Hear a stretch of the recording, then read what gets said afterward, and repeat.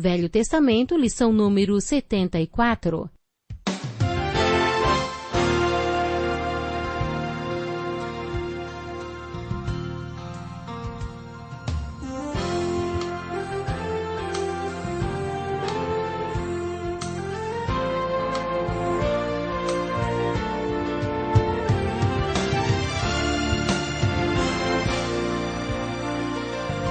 Talvez você tenha feito constantemente estas perguntas. Onde posso encontrar refúgio num mundo cheio de conflitos? Ou, como e onde posso encontrar força para vencer nesse mundo que oferece tantas derrotas? Acompanhe agora com o pastor Edson Bruno mais um programa Encontro com a Palavra.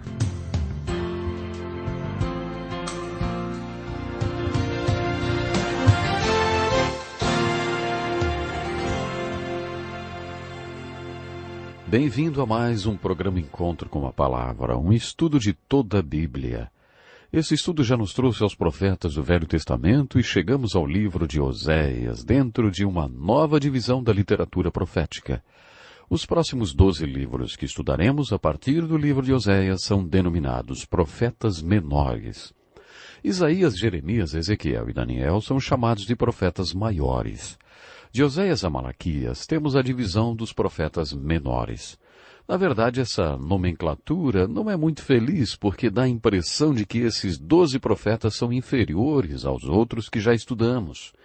Os chamados profetas maiores receberam este nome porque seus livros são longos, e os profetas menores porque seus livros são menores.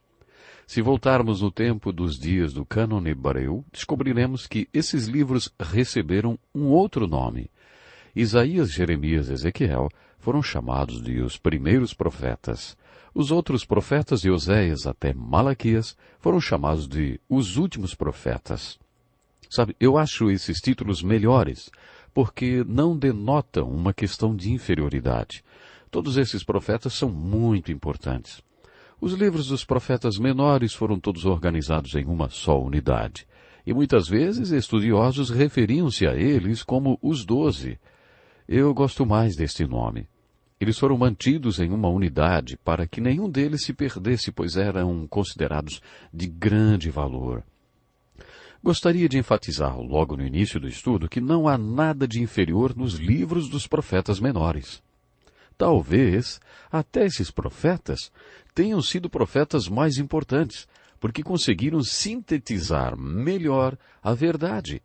Sabe, e eles foram capazes de dizer o que precisavam com menos palavras. O primeiro dos 12 profetas a aparecer é Oséias. Oséias é o profeta do amor de Deus. Ele teve uma experiência muito forte.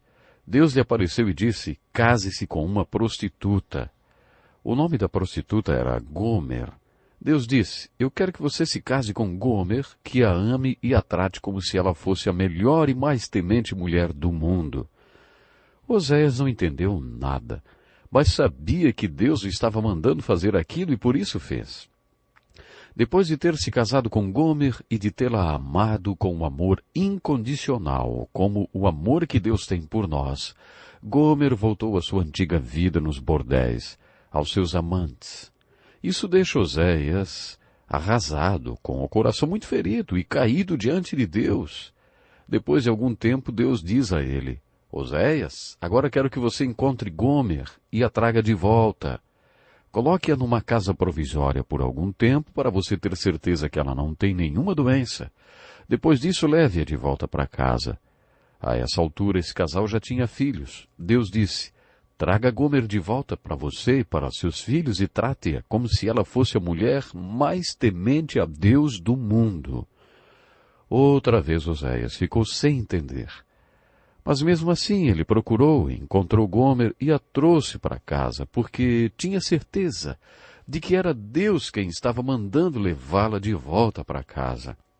Depois de passar por essa experiência, Oséias foi comissionado por Deus para ser o profeta do amor de Deus. Oséias e Amós foram os únicos profetas que pregaram para os israelitas do Reino do Norte. Todos os outros profetas ministraram principalmente para Judá, o Reino do Sul.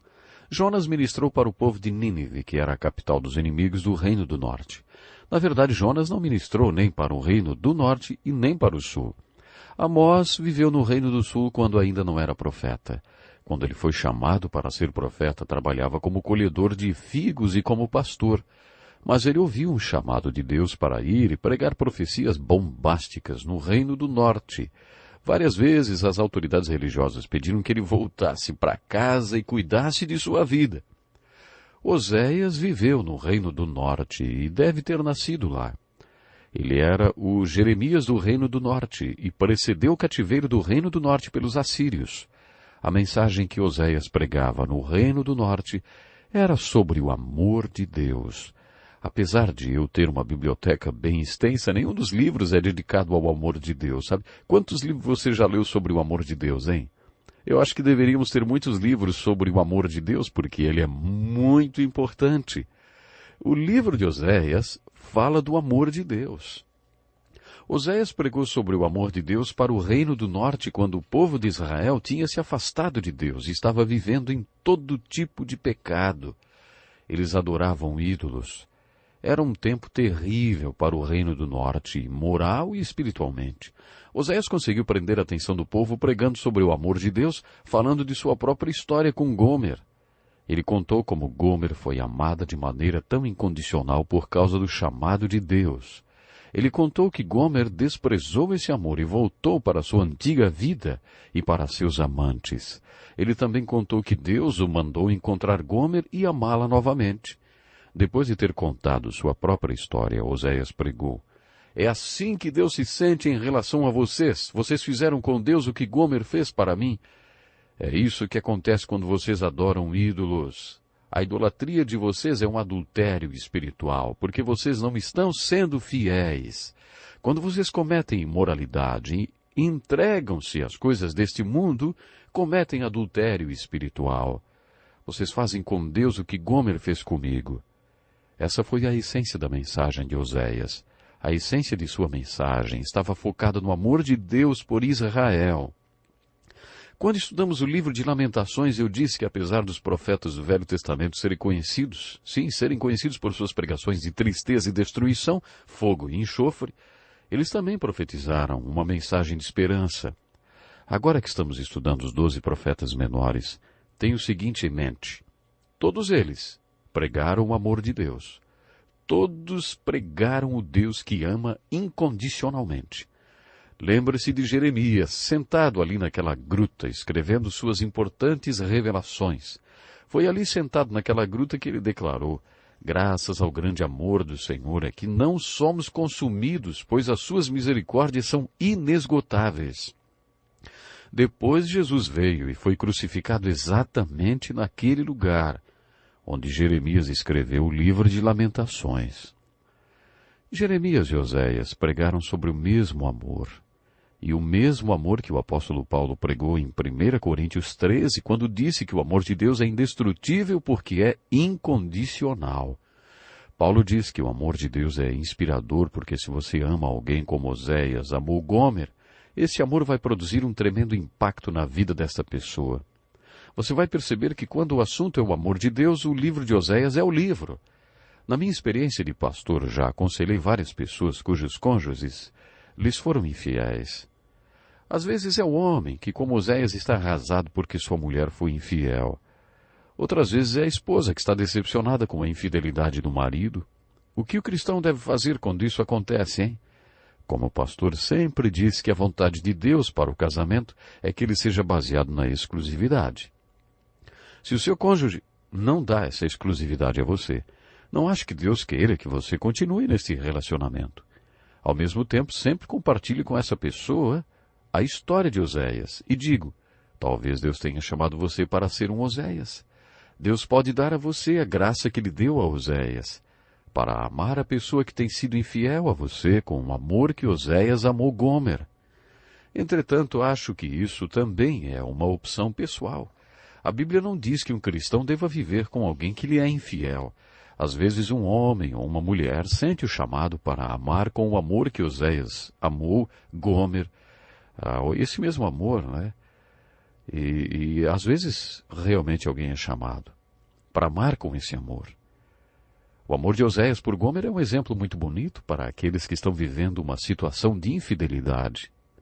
Nem todo mundo consegue ter o amor que Oséias tinha por Gomer. Ela era infiel, mas ele a amava e vivia com ela. Mas era o amor de Deus que estava em Oséias, surtindo esse efeito tão especial.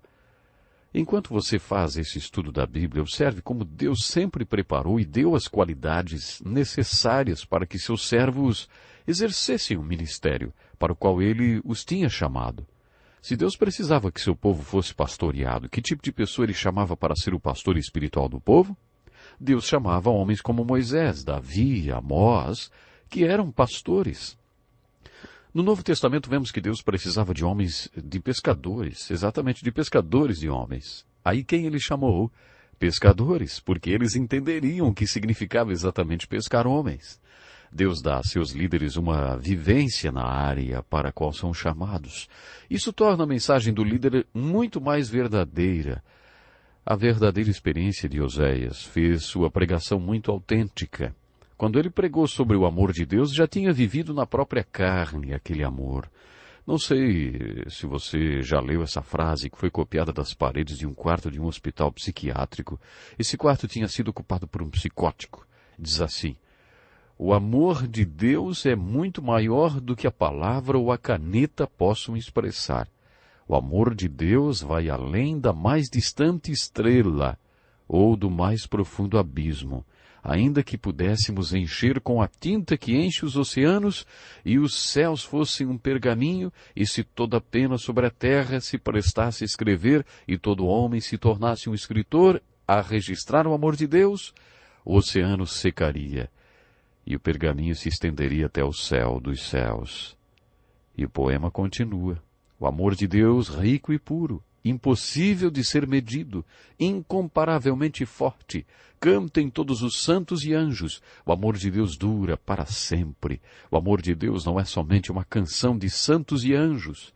Ele é a canção de Oséias. Durante o estudo do livro de Oséias, vamos perceber que ele foi um grande pregador. Ouça como Oséias pregava. O mal de Efraim fica exposto e os crimes de Samaria, a capital de Israel, ficam revelados, pois praticam o engano. Ladrões entram nas casas, bandidos roubam nas ruas. São todos adúlteros, queimando como um forno cujo fogo o padeiro não precisa atiçar. Todos eles se esquentam como um forno e devoram os seus governantes. Efraim mistura-se com as nações. Efraim é um bolo que não foi virado. O povo de Israel estava parecendo um bolo assado por fora e cru por dentro, ou seja, não prestava para nada. Conheço a história de um pastor que pastoreava uma igreja. Todo ano os membros se reuniam para se decidir se o pastor ia continuar ou não. Um dos líderes da igreja era o porta-voz. Decidimos que queremos o Senhor no próximo ano. O pastor disse: fico feliz em ouvir isso e ver que vocês estão satisfeitos com o meu trabalho. Ao que a liderança respondeu: nós não dissemos que gostamos do seu trabalho nem seu ministério, hein? Na verdade, alguns acham que a igreja nem precisa de pastor. Ter um pastor como o Senhor é nada, dá na mesma. Oséias falou a mesma coisa de Israel.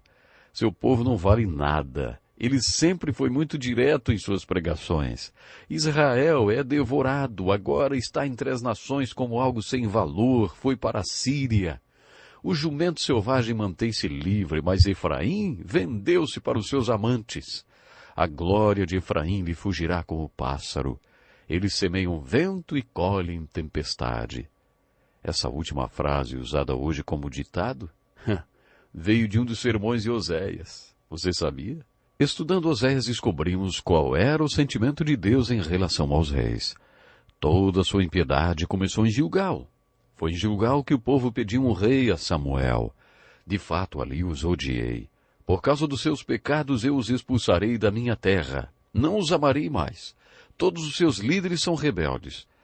Era assim que Deus se sentia em relação aos reis que Israel tinha escolhido. Vocês plantaram a impiedade, colheram o mal e comeram o fruto do engano. Visto que vocês têm confiado na sua própria força e nos seus muitos guerreiros, o fragor da batalha se levantará contra vocês de maneira que todas as suas fortalezas serão devastadas. Esse era um aviso do cativeiro pelos assírios. Oséias foi duro com os sacerdotes. Eles se alimentam do pecado do meu povo e têm prazer em sua iniquidade. Isaías, Jeremias, Ezequiel e Oséias, todos eles culparam os líderes espirituais de Israel pela decadência moral e espiritual do Reino do Norte. Além de todos os sermões de Oséias, seu livro também traz muitas ilustrações. Você observará a profecia que se revela por trás do seu simbolismo. Por exemplo, os nomes dos filhos que Oséias teve com Gomer têm significados importantes. O primeiro chamava-se Lo-Ruamá, que quer dizer, acabou a misericórdia.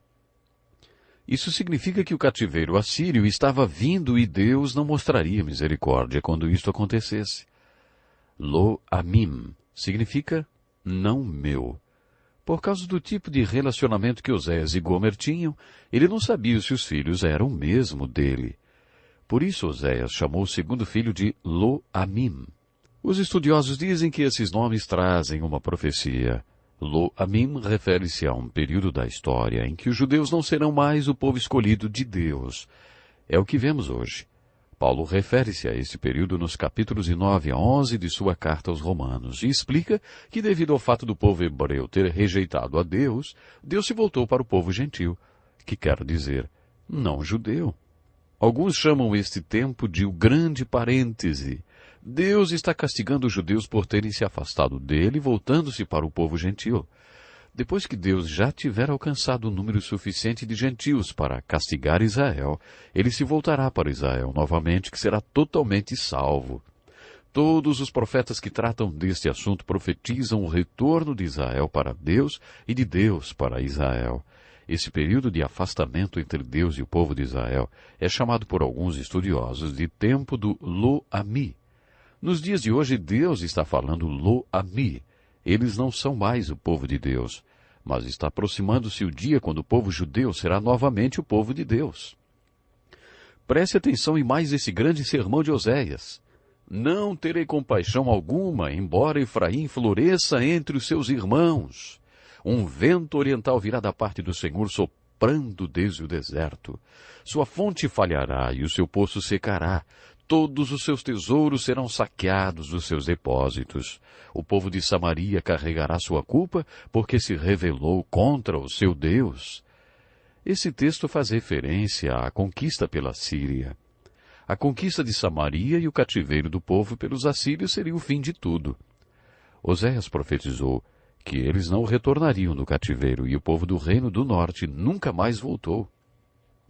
Junto com Paulo e outros profetas, Oséias também profetizou o retorno espiritual do povo de Deus nos últimos dias. Mesmo não falando sobre o retorno do Reino do Norte do cativeiro assírio em 70 anos, como aconteceu com o Reino do Sul, Oséias ainda tinha uma palavra de esperança para aquele povo. Todos estes profetas tinham uma mensagem de esperança. Mas para dar essa palavra de esperança, Oséias teve que falar dos últimos dias, sobre os dias em que haverá um retorno espiritual do povo de Israel para Deus. Este retorno ainda não aconteceu. Hoje, quando visitamos a Terra Santa, constatamos que o retorno geográfico do povo hebreu para sua terra já ocorreu, mas ainda não aconteceu o retorno espiritual. Isso ainda vai acontecer. Este retorno espiritual ainda está no futuro. Oséias pregou esta mensagem de esperança. Ele disse: naquele dia, declara o Senhor, você me chamará meu marido, não me chamará mais meu Senhor. É claro que Oséias estava se referindo a um acontecimento dos últimos dias. Naquele dia eu a plantarei para mim mesmo na terra. Tratarei com amor aquela que chamei não amada. Direi àquele chamado não meu povo, você é o meu povo. E ele dirá, tu és o meu Deus. Oséias estava profetizando o retorno espiritual do povo de Israel. Ele está profetizando sobre algo que ainda hoje não aconteceu. A volta do povo do reino do norte de Israel para Deus e Deus para o povo. Venham, voltemos para o Senhor. Ele nos despedaçou, mas nos trará cura. Ele nos feriu, mas sarará nossas feridas. Conheçamos o Senhor e esforcemo-nos por conhecê-lo. Tão certo como nasce o sol, ele aparecerá. Virá para nós como a chuva de inverno, como as chuvas de primavera que regam a terra. Quando estudamos os 12 últimos profetas, descobrimos que todos eles previram o retorno espiritual e a restauração de Israel, mas muitas dessas profecias ainda não se cumpriram. Zacarias profetizou o dia em que o povo judeu terá grandes pregadores, como eles foram nos dias dos 12 profetas. Zacarias diz que está chegando o dia e que será como era antes. Ele profetiza que as pessoas pegarão um judeu pela roupa e lhe dirão: Deus está com você, e desejarão ouvir a palavra de Deus. Isso ainda não aconteceu. Quando Oséias fala da dor do seu coração, da dor do amor de Deus por Israel, ele fala assim: como posso desistir de você, Efraim? Como posso entregá-lo nas mãos dos outros, Israel? Meu coração está enternecido, despertou-se toda a minha compaixão. Oséias chama o povo de volta para Deus. Volte, ó Israel, para o Senhor, o seu Deus. Ele convoca o povo para se acertar com Deus. Semeiam a retidão para si, colham o fruto da lealdade e façam sulcos no solo não arado, pois é hora de buscar o Senhor até que Ele venha e faça chover justiça sobre vocês. Quando o povo do Reino do Norte estava prestes a sofrer o castigo de Deus por meio do cativeiro assírio, Oséias diz a eles que Deus nunca quis que eles tivessem reis. Oséias os lembra que foram os reis que causaram tantos problemas. Mas eu sou o Senhor, o seu Deus, desde a terra do Egito. Vocês não reconhecerão nenhum outro Deus além de mim, nenhum outro Salvador. E agora? Onde está o seu rei que havia de salvá-lo em todas as suas cidades? Aqui Deus diz que não queria rei para eles. Dei-lhe um rei na minha ira e o tirei na minha indignação. Às vezes Deus se refere a Israel como Efraim. A culpa de Efraim foi anotada, seus pecados são mantidos em registro. Chegam-lhe dores como as da mulher em trabalho de parto, mas é criança insensata. Quando chega a hora, não sai do ventre que a abriga. Esta ilustração da mulher em trabalho de parto é muito bonita e objetiva. Oséias estava dizendo que Deus queria que o povo se voltasse para ele, que se arrependesse para que ele pudesse restaurá-los espiritualmente, mas eles foram como o bebê no útero da mulher, dizendo: não quero nascer. E por isso lutaram contra o parto e se recusaram a nascer. Esta é uma metáfora muito objetiva e clara. Depois de fazer todos esses sermões maravilhosos e principalmente de falar do amor de Deus, Oséias finaliza sua pregação dizendo: quem é sábio? Aquele que considerar essas coisas. Quem tem discernimento? Aquele que as compreender. No livro de Oséias temos uma alegoria. Segundo a definição de alegoria que nós já apresentamos, não estamos dizendo que esta alegoria seja um mito, nem que não tenha acontecido. Lembre-se que uma alegoria é uma história na qual as pessoas, lugares e fatos têm outro significado. Se a história de Oséias aconteceu literalmente ou não, não importa. Sua vida certamente tem um significado alegórico.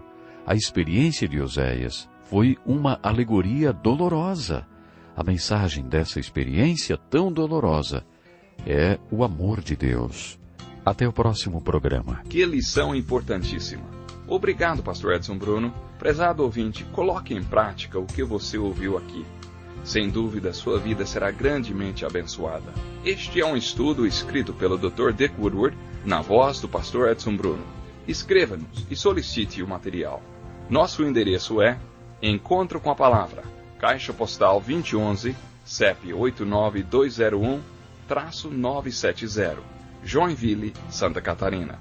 Até o nosso próximo Encontro com a Palavra.